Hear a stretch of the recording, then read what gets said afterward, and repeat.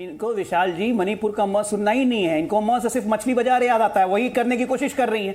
बार बार समझा रहा हूँ, बीच में मत बोलिए, अपने बारे में बोलिएगा कभी भी चुप हो जाना। हंगामा करते हुए टीवी पे बोला कि जैसे लगता है टीवी पे ही तलवार खिंच गई है, और इसी तरह से इनके member of parliament Rajya Sabha Lok Sabha में कर रहे हैं। तो कोई नई बात तो है नहीं। महिलाओं के मामले चर्चा ये इन्होंने की कब? इनके महान नेता राहुल गांधी जी जब लंदन गए और लंदन और अमेरिका गए और वहां पे उन्होंने चर्चा हर तरह की, और स्वीडन में गए वहां चर्चा की। उसके बाद मणिपुर पे निंदा प्रस्ताव लेके आ गया यूरोपियन यूनियन, जो आज तक किसी ने हिम्मत नहीं की थी।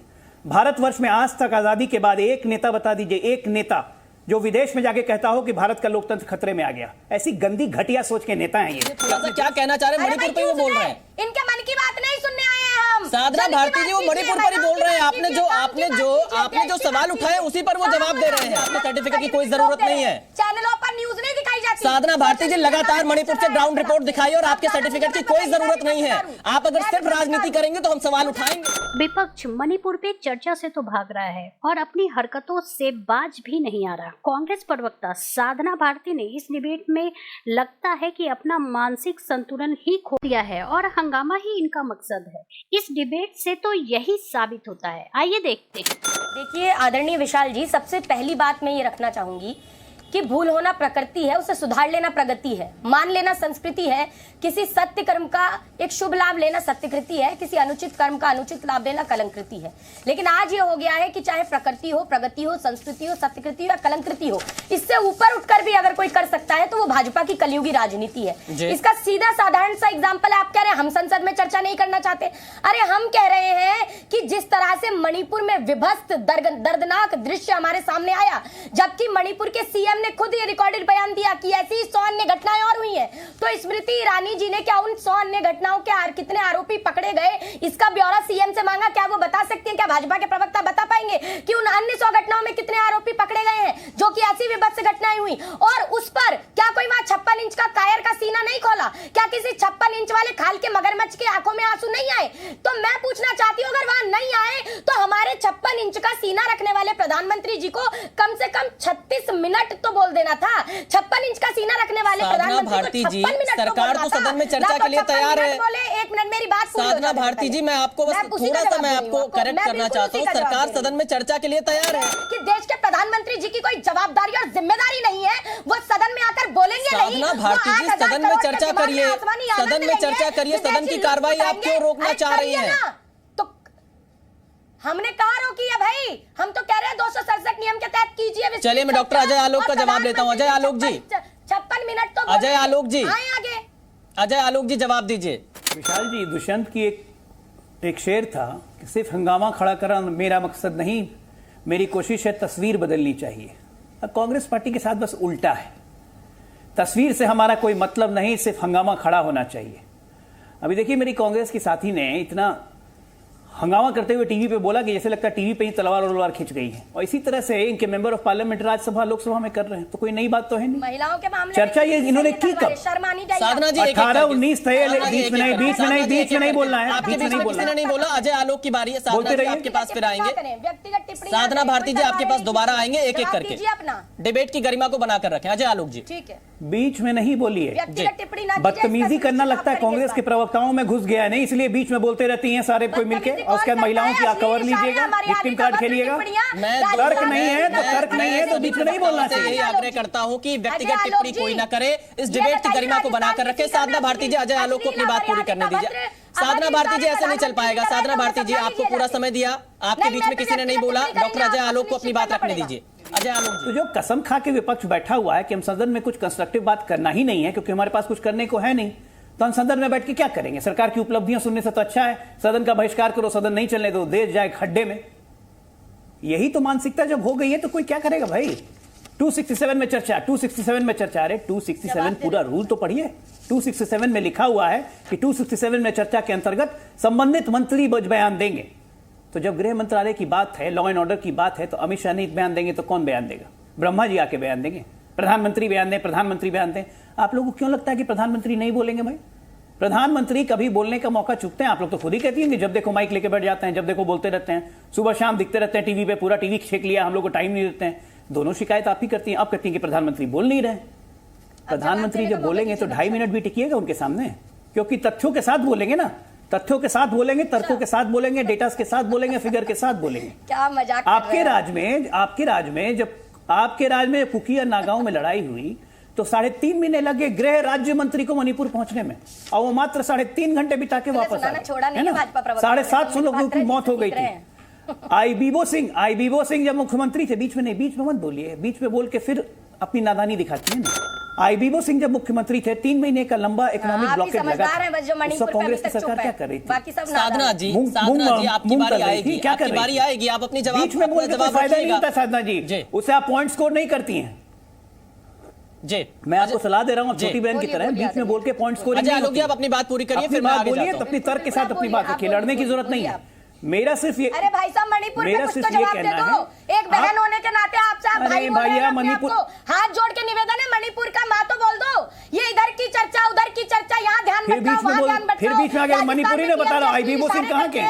अरे फिर चिल्लाने लगी। अरे आइए ना, अरे आप क्या बोल रही है, सुन तो लीजिए। साधना भारती जी, थोड़ा सुनने का तो सब्र रखिए। संसद में भी आप नहीं सुन रही हैं, हंगामा कर रहे हैं, कम से कम यहाँ तो सुन लीजिए थोड़ा सा, क्या कहना चाह रहे हैं। मणिपुर पे वो बोल रहे हैं, इनके मन की बात नहीं सुनने आए हैं हम। साधना भारती जी वो मणिपुर पर ही बोल रहे हैं। आपने जो सवाल उठाए उसी पर वो जवाब दे रहे हैं। मणिपुर का माँ तो सुना नहीं मैंने। साधना भारती जी वो मणिपुर के मुद्दे पर ही बोल रहे हैं आपको। साधना भारती जी आपने जो सवाल उठाए उसी का जवाब दे रहे हैं, थोड़ा तो सब्र रखिए, सुनिए तो। मैं चाहती हूँ डॉक्टर अजय आलोक।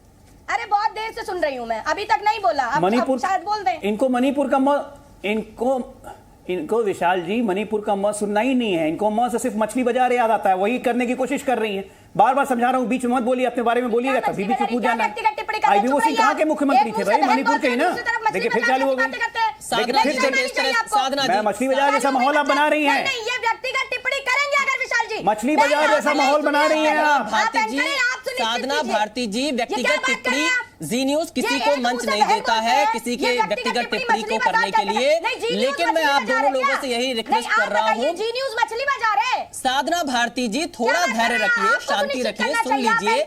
आप बहुत ही आप कोई मुझ पर व्यक्तिगत टिप्पणी साधना भारती जी और भी पैनलिस्ट हैं, सबके पास जा रहे हैं, तो हम खुद उठा लेते हैं। साधना भारती जी आप थोड़ा धैर्य रखिए। आप सम्मानित प्रवक्ता है, आप इस तरह से अगर बहस करेंगी, साधना भारती जी आप अगर इस तरह से बोलती जाएंगी, आपकी बात नहीं बाहर जा पाएगी।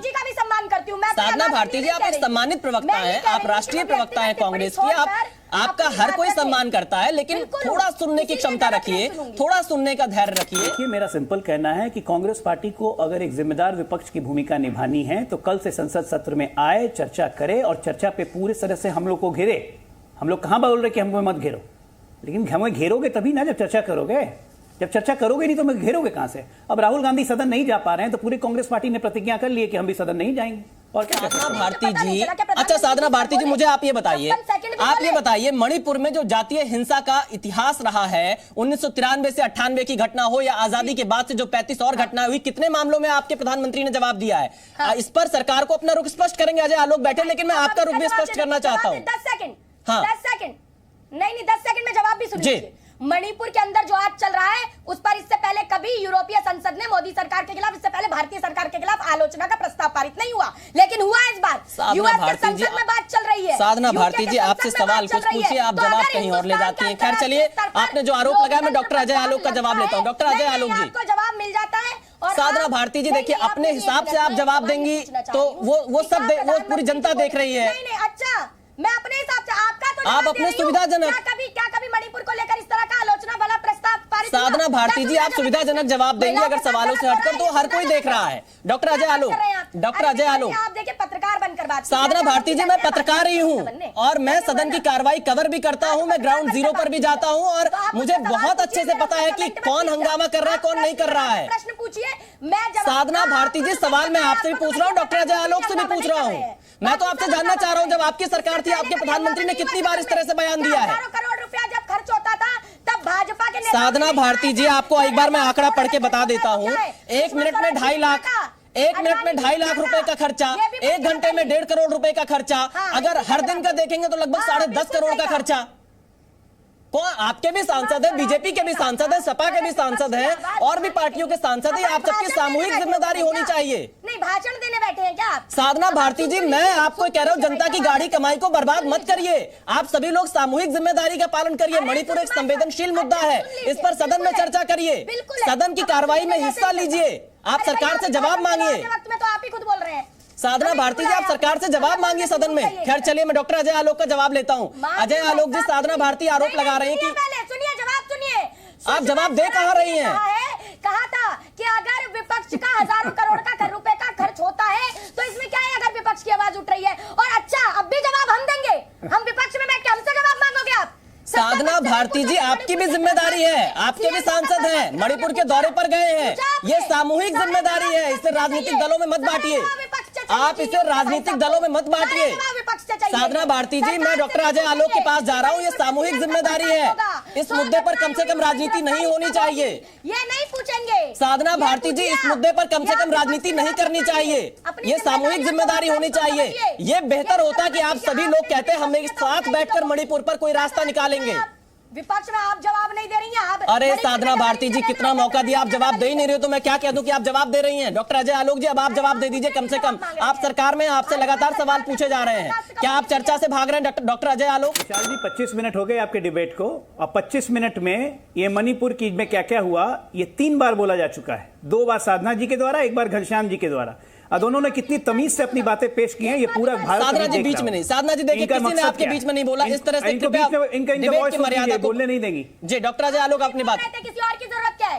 भाजपा प्रवक्ता की जरूरत थी। साधना भारती जी, आप इस तरह के झूठे मनगढ़ंत अपने आरोप मत लगाइए, हमें आपके सर्टिफिकेट की जरूरत नहीं है। साधना भारती जी, साधना भारती जी, आपके सर्टिफिकेट की कोई जरूरत नहीं है। चैनलों पर न्यूज नहीं दिखाई जाती। साधना भारती जी, लगातार मणिपुर से ग्राउंड रिपोर्ट दिखाई और आपके सर्टिफिकेट की कोई जरूरत नहीं है। आप अगर सिर्फ राजनीति करेंगे तो हम सवाल उठाएंगे, लेकिन आप अगर मणिपुर के मुद्दे को उठाएंगे तो हम उसको भी दिखाएंगे, लगातार दिखा रहे हैं। खैर डॉक्टर अजय आलोक, आप जवाब दीजिए, डिबेट को दूसरी दिशा में नहीं ले जाना चाहते। डॉक्टर अजय आलोक, साधना भारती जी, थोड़ा सा धैर्य रखिए, थोड़ा सा धैर्य रखिए। इतना समय अगर संसद में डिबेट में आप लोग हिस्सा ले लेंगे तो शायद मणिपुर की बात आ जाए। डॉक्टर अजय आलोक, जवाब दीजिए। मैं भी पत्रकार हूँ, मैं सम्मान करता हूँ आपका, आप उम्मीद करता हूँ, और पैनलिस्ट का सम्मान करिए, उन्हें बोलने का मौका दीजिए। डॉक्टर अजय आलोक जी, जी प्लीज बोलें। इनके महान नेता राहुल गांधी जी जब लंदन गए, और लंदन और अमेरिका गए, और वहां पे उन्होंने चर्चा हर तरह की, और स्वीडन में गए, वहां चर्चा की। उसके बाद मणिपुर पे निंदा प्रस्ताव लेके आ गया यूरोपियन यूनियन, जो आज तक किसी ने हिम्मत नहीं की थी। भारतवर्ष में आज तक आजादी के बाद एक नेता बता दीजिए, एक नेता जो विदेश में जाके कहता हो कि भारत का लोकतंत्र खतरे में आ गया। ऐसी गंदी घटिया सोच के नेता हैं ये, कि अपने देश को अपमानित करने में पीछे नहीं रहते हैं, तो ये लोग क्या बोलेंगे? हाँ, इलेक्शन कमीशन नहीं है, अमेरिका और इंग्लैंड हमारे लोकतंत्र में इंटरफेयर क्यों नहीं करता, चुप क्यों है, मौन क्यों है? अपने देश के लोकतंत्र का उपहास उड़ाना ये राहुल गांधी जैसा निरामिष, मूर्ख और बुद्धिहीन व्यक्ति ही कर सकता है। व्यक्तिगत टिप्पणी, और यही मैं आपसे निवेदन करूंगा। देखिए, मणिपुर, अरे व्यक्तिगत टिप्पणी क्या? जो मेरे देश का अपमान करेगा उसके लिए व्यक्तिगत टिप्पणी क्या? भाषाई मर्यादा, व्यक्तिगत टिप्पणी क्या होती है? जो देश का अपमान करेगा विदेशों की धरती पे जाके, उसके लिए व्यक्तिगत टिप्पणी नहीं होगी, पूरा देश उस पर टिप्पणी करेगा। पूरे देश में किसी आदमी ने क्या राहुल गांधी की इस बात की तारीफ की होगी? इनका आवाज कम कीजिए, मुझे बोलने दीजिए। इनकी हिम्मत नहीं है सदन में आने की, सदन में आके बहस करने की। आज अधीर रंजन चौधरी कह रहे हैं कि हम सदन में बात रखेंगे, तब रखेंगे ना जब चर्चा करेंगे, या भाग जाएंगे तब रखेंगे। अगर ये इस तरह से बीच में बोलती रहेंगी तो फिर मछली बाजार बनाना है तो बनाते रहिए, यही बोले। अच्छा है, जनता एंजॉय करेगी। बोलिए बोलिए और बोलिए। साधना भारती जी, कम से कम बोलिए, सुनने का धैर्य तो रख लीजिए। आपके बीच में किसी ने नहीं बोला, बोलिए बोलिए बोलिए। साधना भारती जी, आपके बीच में किसी ने नहीं बोला, बोलिए और बोलिए और बोलिए। ये व्यक्तिगत टिप्पणियां कर रहे हैं। अविश्वास प्रस्ताव की कल स्पीकर डेट बताएंगे। ये अविश्वास प्रस्ताव पे भी चर्चा के बाद, अपना बोलने के बाद ये वॉकआउट करने वाले हैं। इनको तो इतनी भी मर्यादा नहीं बची है। मैं उम्मीद करता हूं कि अविश्वास प्रस्ताव में बैठ के सुनेंगे कम से कम, जब हमारा जवाब होगा तो। मुद्दों पर ही आ रहा हूं, अविश्वास प्रस्ताव मुद्दा नहीं है आपके लिए, अविश्वास प्रस्ताव मुद्दा नहीं है आपके लिए। अब फिर चालू हो गई बीच में आप बोलना। अरे बीच में बोलने की बीमारी है, बीच में बोलने की बीमारी है आपको। मेरी आदत नहीं है मछली बाजार करने की, मेरी आदत नहीं है मछली बाजार करने की। विशाल जी आप संभालिए इनको, विशाल जी आप ही के हवाले हैं। विपक्षी दलों की ओर से गठबंधन का नाम इंडिया रखने पर भारतीय जनता पार्टी ने लगातार सवाल खड़े किए हैं। सूत्रों के मुताबिक बीजेपी ने अब तक इस विपक्षी गठबंधन को यूपीए नाम से ही पुकारने का फैसला किया है। बीजेपी नेता का कहना है कि विपक्ष इंडिया के जरिए जनता के सामने अपनी छवि साफ करने की कोशिश कर रहा है।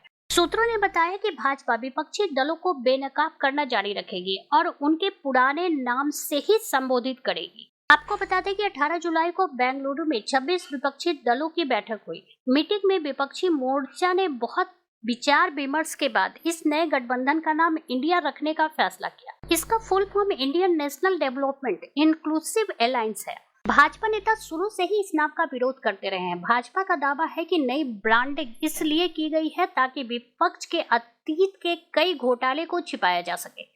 केंद्र में सत्ताधारी दल का कहना है कि वो इंडिया नाम का इस्तेमाल इसलिए कर रहे हैं ताकि यूपी की भ्रष्ट छवि सामने न आने पाए। प्रधानमंत्री नरेंद्र मोदी ने इंडिया के नाम को लेकर विपक्षी दलों पर निशाना साधा था। उन्होंने कहा था कि पहले भी इंडिया के नाम के पीछे अपने पाप को छिपाने का प्रयास किया गया।